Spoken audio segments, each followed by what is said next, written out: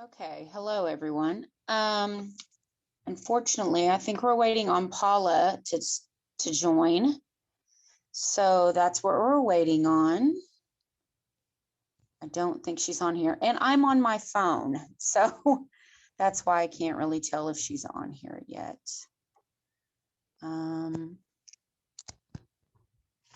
We're waiting on her.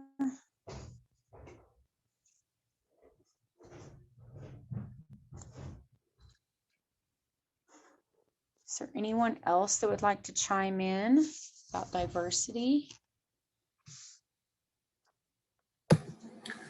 Christy, I work with Paula, and sometimes our work Zoom is tricky, and she may have had to restart or something. So, if she's at her office, I'm not sure. So. Okay. Thanks, Michael. Thank you.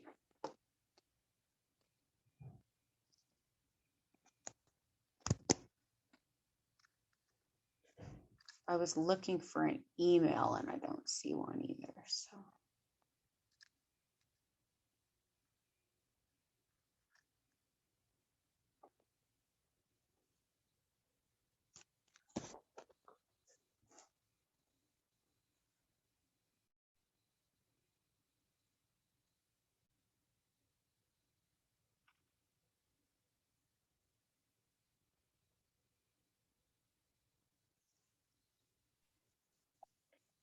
So I guess I can introduce myself. My name is Sonrisa Nowicki, and I am from Norman. I am the treasurer for the School of Social Work Student Association. Thank you guys for being here, and thank you for being on time. So I guess if you're doing the CEUs, go ahead and put your name in the chat down below. And that's how they know that you attended. Also, so right before, I guess 3 to 5 minutes, if this is your last meeting, I guess this is the last meeting of the day, go ahead. There'll be like an evaluation survey that will be put in there. I don't know if I need to do that. Christy, can you do that? Like I said, I'm on my phone, so it'll be hard for me to do that. Sorry. That'll be put in there so that you can do that. And that will also be that for that. So I guess I could go ahead and introduce Paula a little bit and do her bio to take up some time. Is that fine? So Paula Sophia Schonauer has been a human rights advocate for 2 decades, focusing on trans equality and inclusion, marriage equality, and criminal justice reform. She is a licensed clinical social worker in the state of Oklahoma, but she's also an adjunct teacher at OU and a former Oklahoma City police officer. She's retired from that. So,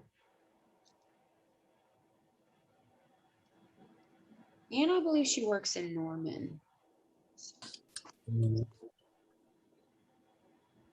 I'm just not sure what the whole is.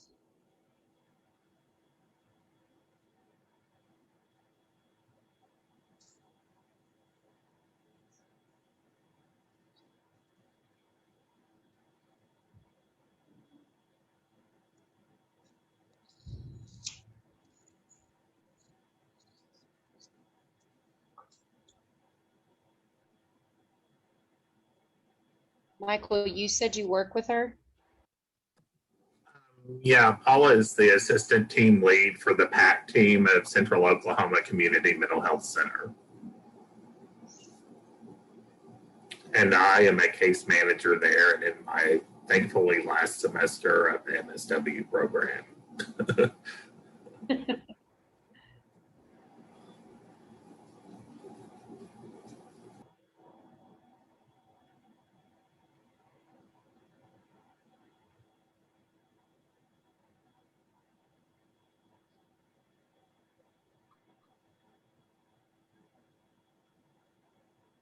Well, I'm sorry for the delay.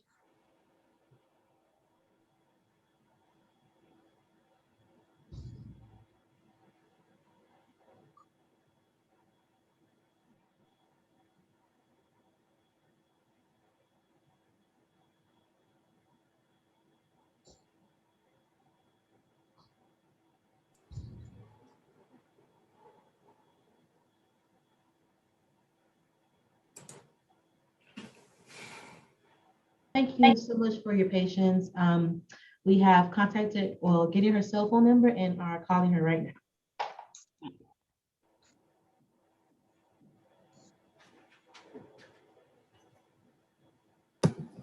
I texted her a little bit ago, but didn't get a response.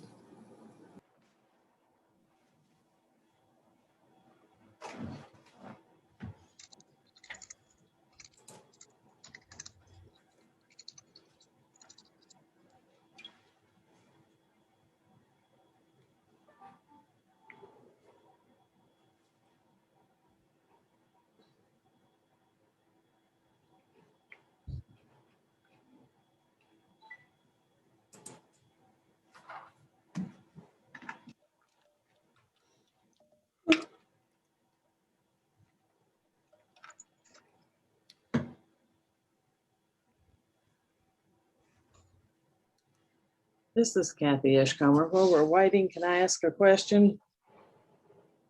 On the survey last time, at the end of the session, I clicked on it and I didn't see one for the licensure workshop that I just watched. Am I overlooking something, or is it on the evaluation form?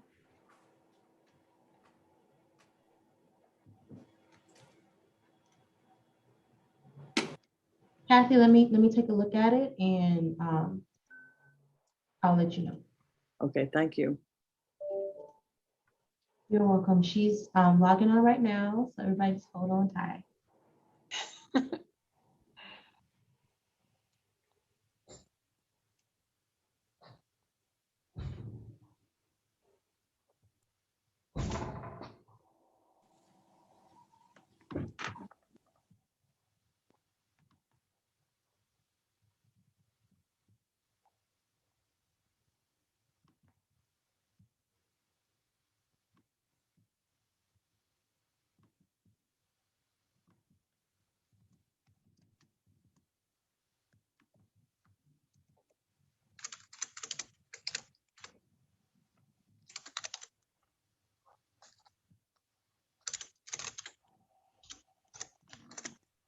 You are right. It is not on there. Let me contact the person that's giving us the CEUs to see if she can add it there or if it even counts. So I'll get back to you. Can you give me your email address, Kathy?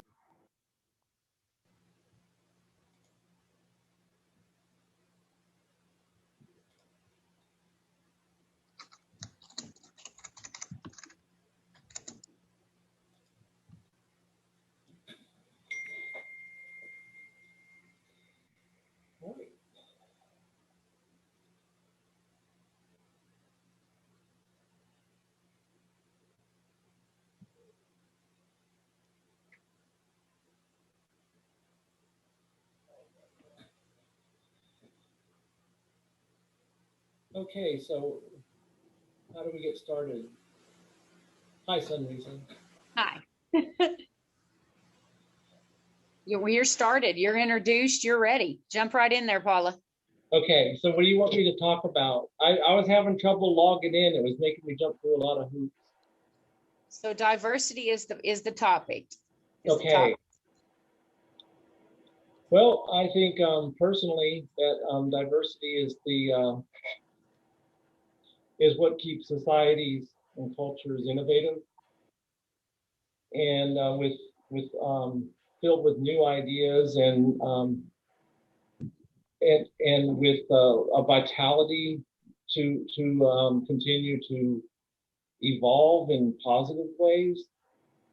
Societies that are too, I guess, that are too similar to the same, they tend not to change very much and tend to, I think, if you look at historically when they don't advance. And it takes, like, for instance, if you look at the travels of Marco Polo, you look at the different ways of meeting other cultures and starting different relationships with different people and how much vitality that brings to economies, to cultures and different things like that. It really keeps things fresher and it keeps a better exchange of ideas and information and learning. So is that really what you expected from me? Yeah. So the topic is for Professional Development Day. In your professional life, how do you feel that diversity has played a part? Do you feel, especially like I know that we talked about in class a lot in your professional life, diversity's played a huge part. Can you talk a little bit about that? Yeah. Well, one of the things that in my experience, and a lot of what I talked about in class, and the diversity, and the cultural diversity, and societal oppression, human diversity and societal oppression, um, is that oftentimes, like in my job in law enforcement, with Oklahoma City, which I was there for 22 years and retired 7 years ago now, and I felt like the police department, even early on in my career, in their outlook about diversity was fairly stagnant. Within my first 2 weeks on the job, I responded to, with my field training officer, what turned out to be a home invasion robbery, where an Asian gang had broken into a home and then tortured the family until they gave up their money and then their jewelry and some gold that they had stashed, because they had just arrived from Southeast Asia and didn't trust banks. And the attitude of my field training officer and the attitude of the detectives that came out to the scene, because of how violent it was, and there was rape and sexual assault involved with more than one person, child abuse also. And their attitude was, well, we'll never solve this. And because they'll never cooperate, they have a closed society, they'll never let us in. And I remember thinking that that's not necessarily the way it has to be. I didn't think that they would be, the Asian community in Oklahoma City would be so different from ourselves as Anglo-Americans, that we couldn't find a way to work with them. And in a couple of years after that, I got the opportunity to work with the Asian community, and then over the course of months, it took a lot of consistent trying. I was able to get some people in the community to trust me and tell me what was going on. And when those kinds of robberies happened again, I knew who the players were. I knew how things were operating, because people in the community were talking to me. They felt comfortable enough to talk to me. And I also knew that some people who will come up on the scene to volunteer to translate, they may not be translating, they may be threatening. Mm. Those kinds of things. So creating a network of people that I trust that could be good translators on crime scenes, stuff like that, was very necessary. That was, at that time, that was unexpected for me.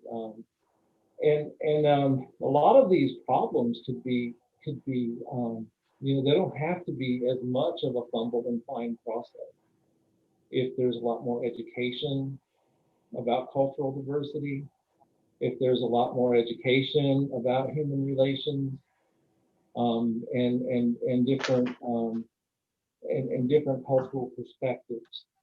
So that's I have many examples of that and how that impacted my career. And then here in social work,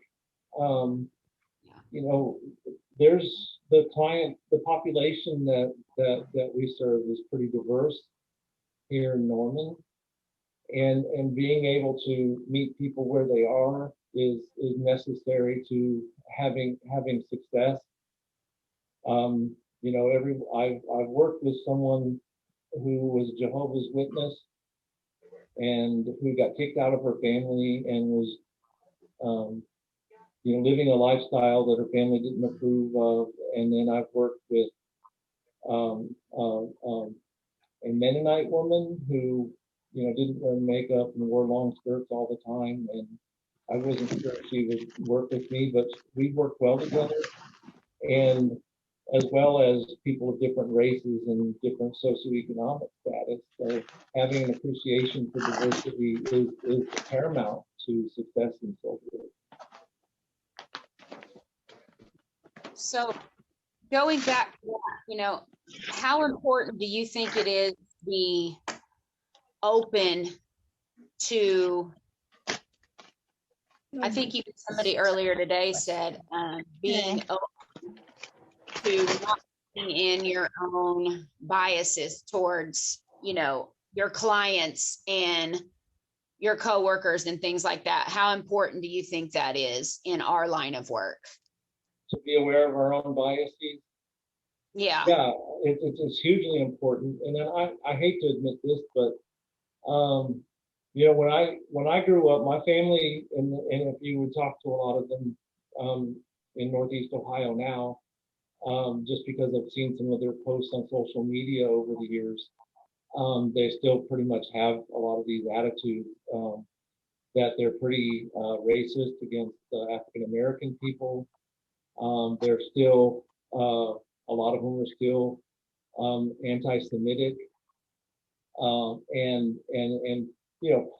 have jumped on the bandwagon on on some of these conspiracy theories, and that's really nothing new with that part of my family. And I was raised with these attitudes, and people were talking about African Americans, and it took quite an adjustment for me to learn differently. And then honestly, sometimes that how I was raised, as long ago as that was, it still comes up. It comes up in examples of implicit bias because of how I was raised, and I was a police officer. I'm extra alert around African American males who are younger, who might be wearing baggy pants and stuff like that, and I have to check myself. It's like kind of like what we teach in therapy modalities, like being sensitive to that trigger, and then thinking, okay, this is not safe. This is, I mean, not that it's not safe, but this is not right.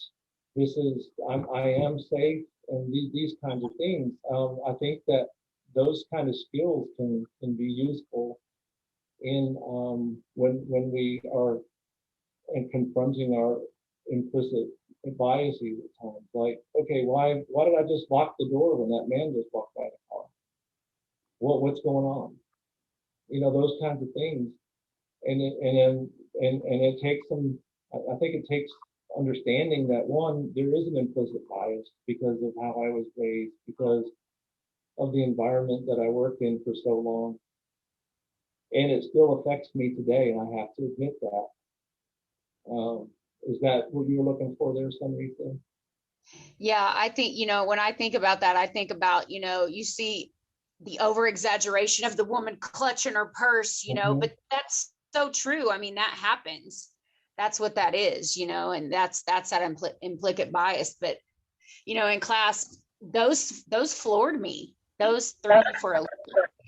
Yeah. And I just really wanted to, touch basis on those. And when they said diversity, that you were the first person that I thought of, because that class, a lot of things really made me think. And so one more thing, can you just touch basis? Would you mind talking about your personal journey on kind of how you had with your diversity and your own personal stuff here in Oklahoma City in the police department?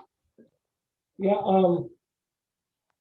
Well, early on in my career, I started kind of going against the grain with my colleagues. One, because I was assigned as a dedicated classroom unit up in the area at the time, because they were doing this Classroom Beautiful project and trying to revamp the classroom corridor from 23rd to 36th Street.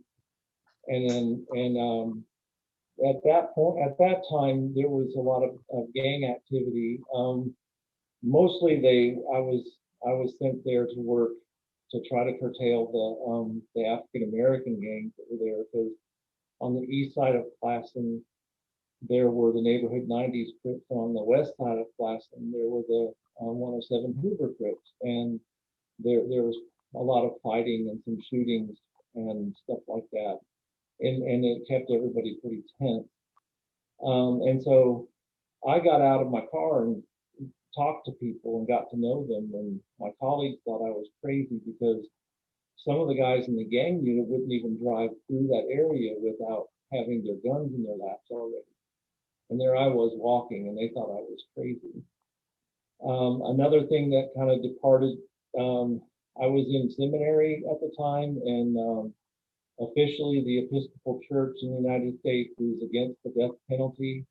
And early on in my career in law enforcement, I was for the death penalty, especially after the Oklahoma City bombing, which I was a first responder to. But when I began to study how the death penalty is implemented in the United States and how it's never been implemented in a fair way, that there have been people, and it's usually, it's a lot more often people of color, African American, Hispanic, and Native American people executed at much higher rates. And then I read the story about Stenny George, 14-year-old boy who was executed, and it was innocent. And I think only recently I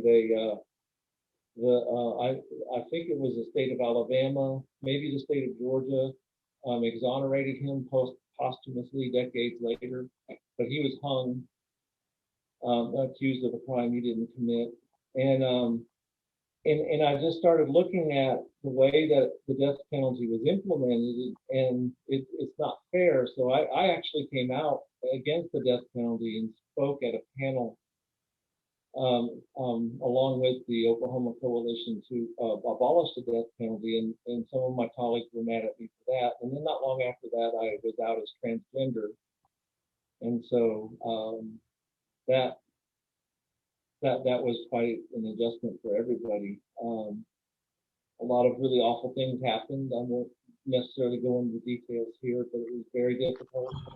I had to sue Oklahoma City to keep my job. And when I was able to keep my job, I retired. But from the time in 2005 when we settled the lawsuit to the time I retired in 2014, wow.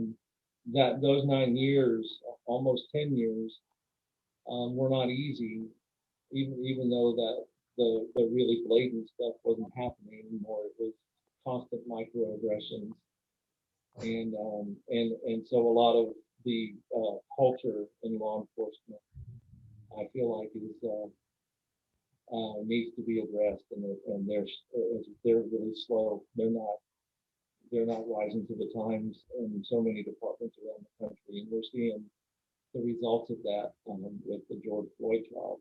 You know, not the George Floyd trial, but yeah, he is on trial, unfortunately, but with the Derek Chauvin trial going on because of in the way that they're talking about George Floyd being on drugs and being a criminal like that justified, even if all that stuff was true in the way that the defense is trying to say that, this still didn't justify Derek Chauvin's actions. And I'm surprised to see how many police officers are speaking against him. But I guess Minneapolis Police Department doesn't have a choice. And I think a lot more departments around the country, including Oklahoma City, which has the second highest use of deadly force rate in the country per capita. And so there's got to be a lot of change. Wow. Okay. Sir, does anybody have any questions they would like to ask Paula at this time? I think we'll leave it open for questions. I do. Would you repeat that last statement about the highest, that last statement you made, comparison about, was it death? In the recent I think this is maybe 2018, 2019 data, but the rate of shootings in Oklahoma City of use of deadly force is still on pace to match or exceed it from what I've been hearing. But Oklahoma City has one of the highest rates, second highest in the country, for uses of deadly force, and whether justified or not, in the country, second highest for a city its size per capita. And I know, and I'm familiar with the mentality that goes with that. I was actually early on in my career, I would have, the only reason a guy tried to pull a gun on me, but I was already drawn on him, and when he saw that I was drawn on him, he dropped it. And I didn't see the gun until it hit the ground. It was dark and everything. I heard something thump, and I shined my flashlight. It was there, and I realized that, had I seen it just not even half a second before, I would have had to shoot him probably, or would have. And I was telling my lieutenant that, and he goes, "You should have shot him. You should have shot him and got this expletive that the Oklahoma City police officers call people, not just black people. In this case, it was a young black man, but it's an expletive that refers to excrement that Oklahoma City officers refer to people as when they think of them as common criminals, and we should have shot him and get that guy off the street. And I'm like, whoa, I didn't expect, because in my mind, and honestly, the way that impacted me was I really questioned myself. And I went, why didn't I shoot him? There's something in me that hesitates too much. Am I going to get myself or someone else killed? And then I just really had to decide that, you know what, the way that it turned out was the best possible turnout. I didn't get hurt. He didn't get hurt. The man that he was going back to a house to shoot his stepdad. His stepdad didn't get hurt. And I got there in time to intercede on that. And so the best possible outcome happened, but I got chewed out. And that really was an awakening. And believe it or not, at the time, Mark Schwartz was the Ward 2 council member. He was doing a ride along with that lieutenant, and he heard what the lieutenant said to me. And then a few days later, he called me on the phone and wanted to take me to dinner, and he told me, "Thank you for not shooting that young man." And so, but that kind of attitude it made me question if I should be a police officer, because it made me feel like I did something wrong by not shooting somebody. And so I'm not safe enough to be around. And I think some things like that, my behavior in situations like that, influenced or curtailed some of career aspirations I had back at the time. I wasn't chosen for things that I thought I wanted to do back then. I'm thankful now, but at this point in my life, I didn't get to do those things. Okay, Paula, we have a question from the chat. Yeah. It says, what do you think could be most helpful in changing or improving police culture in Oklahoma? Well, one thing that can help in improving it is raising the education standard in Oklahoma City in particular. You still only have to have a high school diploma. Wow. Now, that's official. Most of the officers they hire have at least some college or military or both. But I haven't heard that they've raised that standard. Maybe they have since I've retired, but I'm trying to pay attention to that stuff, and I haven't heard anything. And then also, I mean, I think there should also be more emphasis and training on community service. You know, and in recruiting people who are wannabe community servants, and not people who, you know, are wanting to get the action. And honestly, I think you can tell who's, you know, the difference between a lot of people most of the time in recruiting situations. The Oklahoma City Police Department is very nepotistic in a lot of ways. There's generations of officers that work there, and that's not particular to Oklahoma City. That's around, it's around the country. I mean, look at that show Blue Bloods, you know. So I mean, that portrays a truth, and fine, but sometimes I think some of that nepotism, you know, continues a generational attitude that's very aggressive to people, honestly. So that's part of it, but also the tone of the leadership must change. You know, the leadership, like in some of the times when I was personally persecuted after I came out, some of that was because lieutenants and captains were afraid to put a stop to it because they didn't want to be unpopular. Or in this case, if an officer is open about supporting Black Lives Matter, and this is a real life case, M.T. Berry, when I was first hired, was a major on the Oklahoma City Police Department, became the first Black chief. So in early 90s, he was seen wearing a baseball cap with an X on it for Malcolm X. And there were a lot of officers really upset by that someone who was a major in the Oklahoma City Police Department would wear that, and really complained about that. And that was a huge scandal when I was on the police department early on in my career because of that. So to be open about supporting issues that African American people are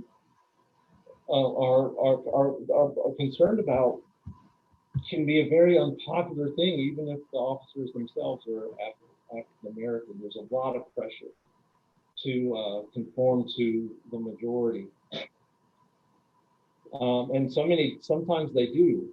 And then it's not only that in that case with Black officers. There's the case with white officers or women officers too. But for example, my first unit that I was in, my first shift, we were all young officers, and there was two black male officers and a Native American woman on our shift, and the rest of everybody else were white guys. And one of the black officers, you know, they constantly joked to him about things that were racial. You know, joking about eating fried chicken and watermelon and stuff like that. Well, he would just kind of give it, you know, he would give as good as he got. He would make fun of him back, and they would laugh. Well, another officer who was black, he didn't think any of that was funny, and he wouldn't joke on it. He would call it out, and then he was pretty alienated by everybody else, and no one gets along with him. He's got a bad attitude. Well, he became a very supportive friend of mine later on in my career when I came out, because he knows what it's like to be different. He told me, but because he wouldn't play that game, and banter back and forth on racial jokes. You know, he was pretty alienated from everybody else, and I think it hurt his career too. And some of the things that he aspired to do, as when I came out about some things, not just coming out as trans, but also against the death penalty, hurt my career.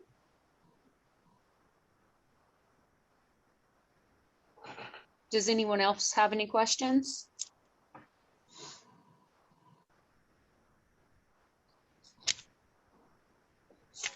Okay. Well, we're a little early. That's okay. I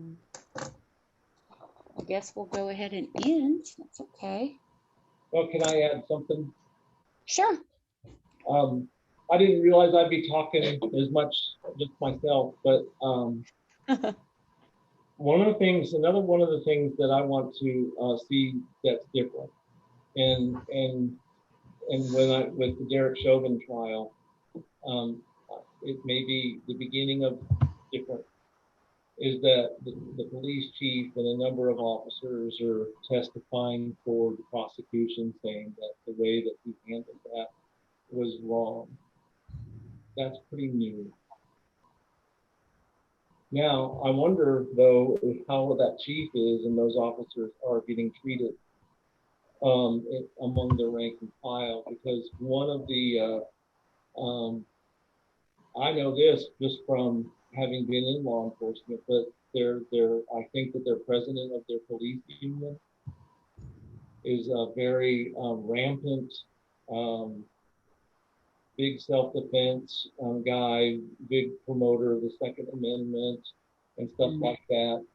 And I think he represents that kind of attitude that we're bracing against so often with law enforcement.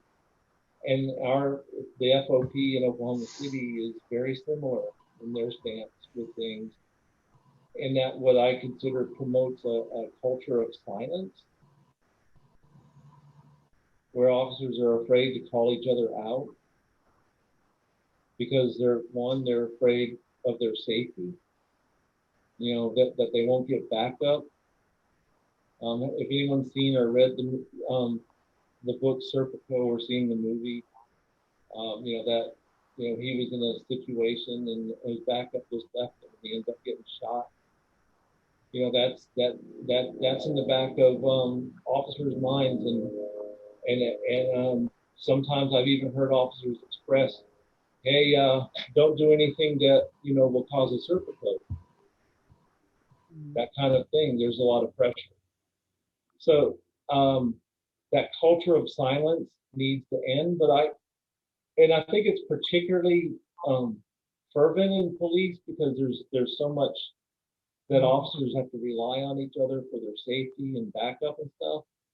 But I also have noticed that it's just human community. I recently spoke out against some abuse that some trans people were enduring in the LGBTQ community.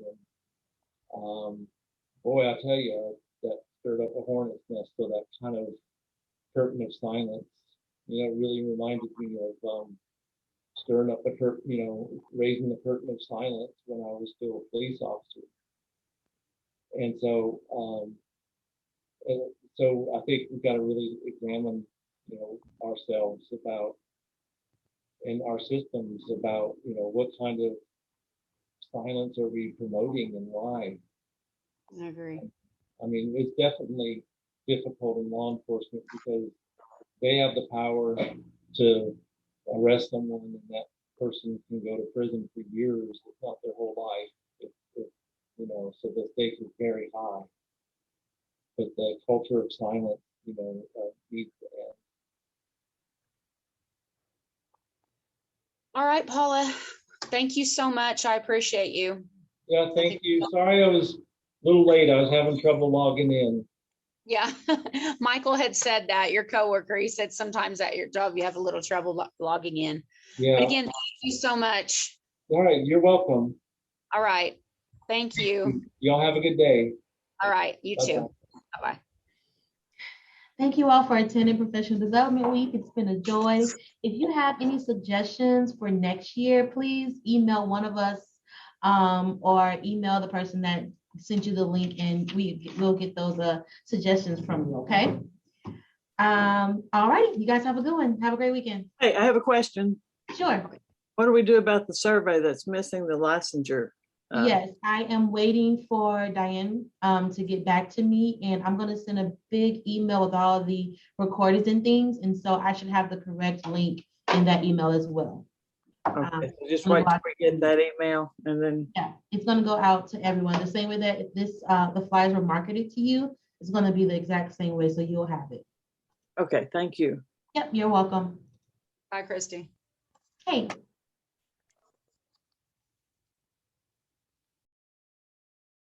All righty. Bye, everyone.